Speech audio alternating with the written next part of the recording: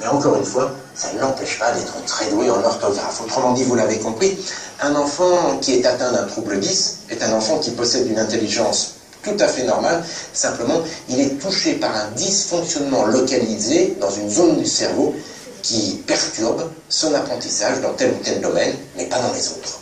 Hervé Glazel. Merci Ziel.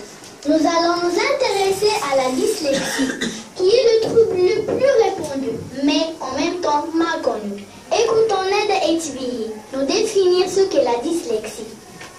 Merci Wihan. La dyslexie est un trouble de l'apprentissage de la lecture. La dyslexie rend difficile la lecture des lettres, des syllabes, des mots, sans aucun autre trouble. Elle apparaît dans l'enfance au moment de l'apprentissage de la lecture. Merci Nada. Oui, Ambez, un enfant n'est-il dyslexique?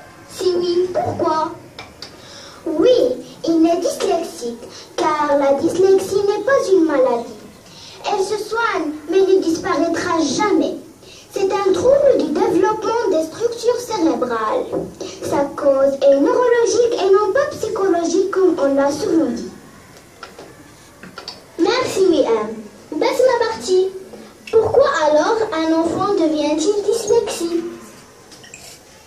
Il ne le devient pas, il naît dyslexique. C'est vrai qu'il est évident dans le cas dans une grande partie des cas au primaire, mais il faut savoir que certains enfants arrivent à surmonter leurs troubles jusqu'à l'adolescence, puis l'apprentissage devient difficile, surtout en mathématiques dans le cas d'une dyscalculie.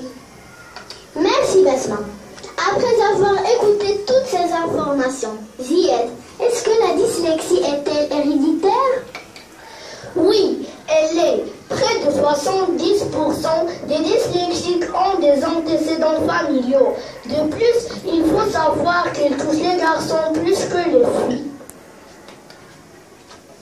أكيد، فالعديد من الدراسات تشير أن الوراثة لها دور في صعوبات التعلم، خاصة الصعوبات الحادة، حيث أكدت الكثير من الشواهد على انتشار ظاهرة صعوبات التعلم. لكن هل